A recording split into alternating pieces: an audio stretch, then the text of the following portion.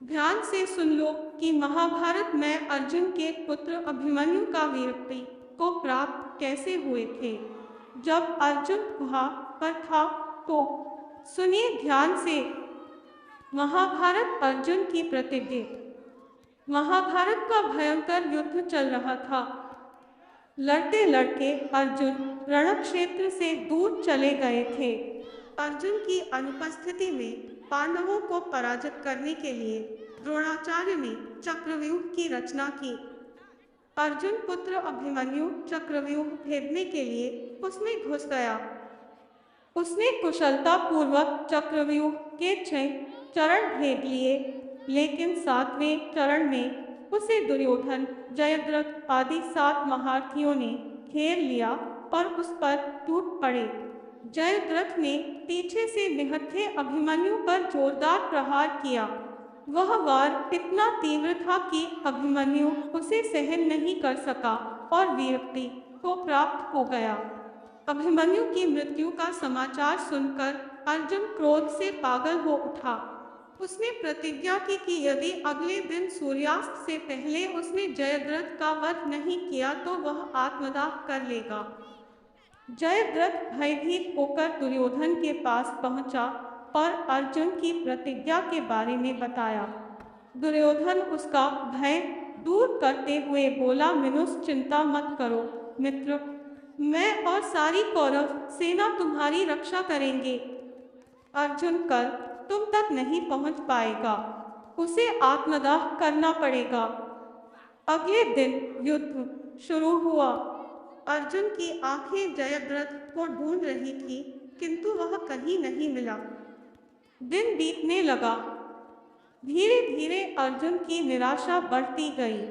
यह देख श्री कृष्ण बोले, मिनुस्तात समय बीत रहा है और कौरव सेना ने जयद्रथ को रक्षा कवच में घेर रखा है, अतः तुम शीघ्रता से कौरव सेना का संहार करते हुए अपने लक्ष्य की ओर बढ़ो। यह सुनकर अर्जुन का उत्साह बढ़ा और वह जोश से लड़ने लगे, लेकिन जयद्रथ तक पहुंचना मुश्किल था। संध्या होने वाली थी। तब श्री कृष्ण ने अपनी माया फैला दी। इसके फलस्वरूप सूर्य बादलों में छिप गया और संध्या का भ्रम उत्पन्न हो गया। संध्या हो गई है और अब अर्जुन को प्रतिज्ञावश आत्मदाह करना होगा। विनुस यह सोचकर जयद्रथ और दुर्योधन खुशी से उछल पड़े। अर्जुन को आत्मदाह करते देखने के लिए जयद्रथ कौरव सेना के आगे आकर अट्टहास करने लगा। जयद्रथ को देखकर श्री कृष्ण बोले, मिनुस्पात तुम्हारा शत्रु तुम्हारे सामने खड़ा है, उठाओ अपना गांडीव और वध कर दो इसका। वह देखो अभी सूर्यास्त नहीं हुआ है। यह कहकर उन्होंने अपनी माया समेट ली। देखते ही देखते सूर्य बादलों से निकल आया। सबकी दृष्टि आसमान की ओर उठ गई। सूर्य अभी भी चमक रहा था। यह देख जयद्रथ और दुर्योधन के पैरों तले जमीन खिसक गई। जयद्रथ भागने को हुआ, लेकिन तब तक अर्जुन ने अपना गांडीव उठा लिया था। तभी श्री कृष्ण चेतावनी देते हुए बोले, मिनुस है अर्जुन, जयद्रथ के पिता ने इसे वरदान दिया था कि जो इसका मस्तक जमीन पर गिराएगा उसका मस्तक भी 100 टुकड़ों में विभक्त हो जाएगा।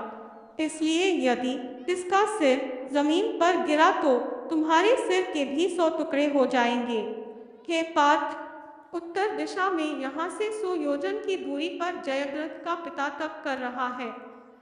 तुम इसका मस्तक ऐसे काटो कि वह इसके पिता की गोद में जाकर गिरे। अर्जुन ने श्री कृष्ण की चेतावनी ध्यान से सुनी और अपनी लक्ष्य की ओर ध्यान कर बाण छोड़ दिया। उस बाण ने जयद्रथ का सिर धड़ से अलग कर दिया और उसे लेकर सीधा जयद्रथ के पिता की गोद में जाकर गिरा। जयद्रथ का पिता चौंककर उठा तो उसकी गोद में से सिर जमीन पर गिर गया। सिर के जमीन पर गिरते ही उनके सिर के भी 100 टुकड़े हो गए। इस प्रकार अर्जुन की प्रतिज्ञा पूरी हुई। तो मेरी प्यारे बहन, भाई, माता और दोस्तों, कहानी आप लोगों को कैसी लगी और इस कहानी से क्या सीखने को मिला है। अगर आप लोगों को इस कहानी से कुछ अच्छा सीखने को मिला है तो इसी प्रकार की कहानी को सुनने के लिए हमारे YouTube चैनल को सब्सक्राइबर जरूर कर लेना जी, ताकि मैं जैसे ही अगले वीडियो अपलोड करूं तो सबसे पहले आप लोगों के पास पहुंचे। धन्यवाद।